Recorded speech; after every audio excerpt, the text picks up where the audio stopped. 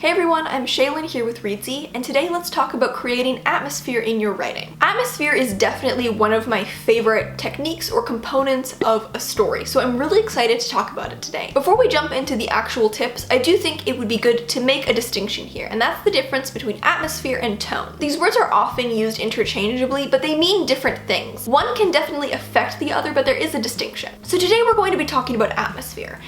Atmosphere is the feeling, emotion, or mood that the story evokes. When people say that a story was very atmospheric, they tend to mean that it was immersive, that there was a strong feeling attached to it, a strong sense of place. Tone is the story's view towards itself. You could have the same story with the same events, with a serious tone versus a satirical tone. So we're not going to be talking about how to create tone in this video, we're going to be focusing on atmosphere, but tone definitely plays a role in atmosphere and vice versa. Tip number 1, choose your word choice carefully.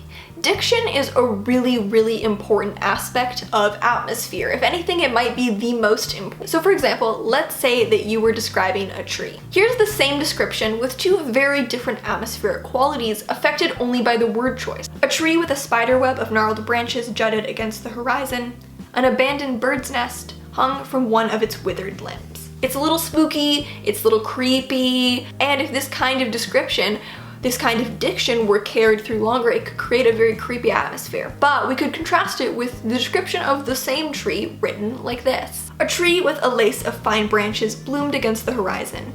A bird's nest sat cradled in one of the boughs. This is the same description. I did leave out that the bird's nest was abandoned, kind of threw off the vibe that I was going for with that one, but it really is ultimately the same description, the same details, affected only by the word choice. Number 2, use proper names that fit the atmosphere. Character names, as well as the proper names given to places, can actually have a huge effect on both the atmosphere and the tone of a piece. Now this is definitely one of those cases where we're talking a little more about tone, but it's going to affect the atmosphere quite greatly.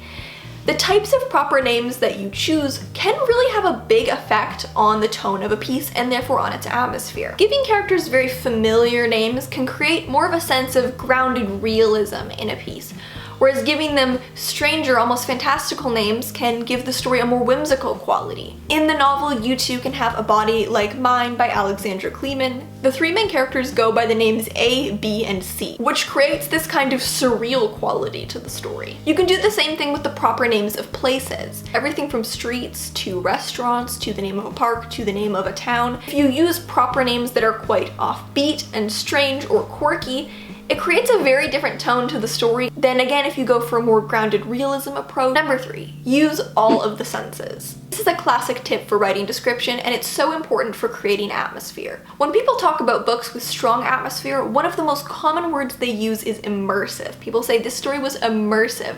And one of the key ways to immerse readers in your setting is to use all of the senses in your description. A lot of the time, readers kind of stop at just the visuals, but there's so much more that you can unpack from an image than just what the character is seeing. Sound is a great quality to introduce into your writing. It's very rare that we find ourselves in a place of absolute total silence. So introducing sound into your description really adds a quality of life. As well, taste, smell, and touch are senses that are often neglected in a description of just setting. If you're describing a scene by the ocean, everything from the feeling of cold slipping under a character's collar to the taste of salt and brine in the air, these really bring the reader into the setting in a very tactile way and make it very atmospheric. Number 4, think about your color palette. This is one of my absolute favorite tips for creating atmosphere. It works really well in just a short story where you're probably only going to visit limited settings, but even in a longer novel, it's really useful to think about the color palette of your novel. When you think about your novel, what colors do you seem to see in a lot of the imagery? My current novel project is set in a logging town in the woods, so there's a lot of green. I always envision the sky as gray. Try to narrow in on your color palette and use those colors throughout your description. You don't have to just describe the colors directly, so if you feel like your book has a very blue color palette, you might use specific shades of blue in your description, for example, describing the sky as a certain shade of blue, but you might also just use use a lot of objects that you associate with that color. You might have a lot of descriptions of water. Even though a glass of water isn't blue, it's still something that most readers will associate with the color palette of your book. Number 5, tie descriptions to the character's emotion. Such an important part of atmosphere isn't just that there's a strong sense of place, but that there's a strong feeling attached to it. It's really important to not just think about what the character is seeing, but also what the character is feeling and how that's going to impact how they see the world. If the character is standing kind of on a cliffside with the ocean, this could be very morose and lonely. It could even be kind of like violent and menacing if the ocean is really stormy, or it could be really peaceful, kind of a tranquil moment for the character. You could really describe this exact same setting with a lot of different emotions depending on what your character is currently feeling. Go back to the first tip in this video and choose your diction really carefully in order to evoke the emotion that your character is feeling through the setting. There is a line here between using the setting to evoke emotion and pathetic fallacy, which can become melodramatic. Pathetic fallacy is when the natural world takes on human quality and emotion, and it can become quite melodramatic if a character is, say, sad and we're really hit with an overload of imagery like the sky was weeping rain. You don't need to explicitly describe the natural world as being personified. In a lot of cases, you can just use word choice that accurately reflects the character's current emotional state. Number 6 is to use specific details. I've said it once, I've said it more than once, I'll say it again. Specific details are such an integral part of strong writing. We've got an entire video on using specificity, so I'll leave a link to that in the cards and in the description if you want to learn a little more about this technique.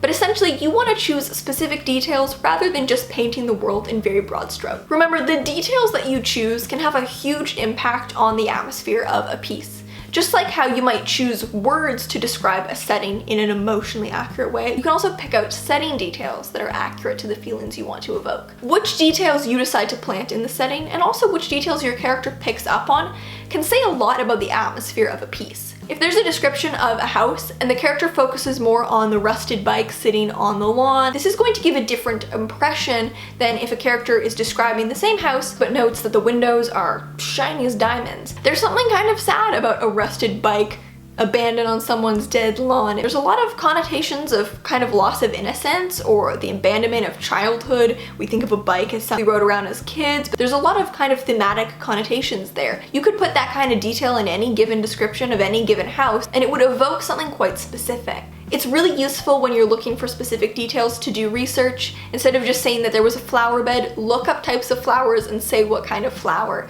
Looking at photographs can also be really useful to pick out specific details that you wouldn't otherwise notice when you're just trying to go off your imagination. And finally, tip number 7 is to use sentence length and sentence rhythm. Now, of course, you do want to vary your sentence length throughout a piece, but in certain given paragraphs, you can really use that to evoke certain feelings. Short, choppy sentences feel kind of uncomfortable sometimes. If you throw in a couple sentence fragments, it can start to feel a little jarring compared to a very long flowing sentence, which might be a little more relaxing. So to summarize, atmosphere is the feeling that a story evokes. And there are essentially 2 ways to create it: through what you say and how you say it. You can create atmosphere through specific and precise word choice, including even the proper names of a place, along with your sentence rhythm. But you can also create it through the details that you choose, the way you integrate all of the senses into a description, and the colors and emotions that you tie throughout a piece. So that's how to create atmosphere in your writing. Thank you so much for watching. Remember to subscribe and turn on notifications so you don't miss any new videos from us. We've got new writing, editing, and publishing tips every Tuesday and Friday. Until next time.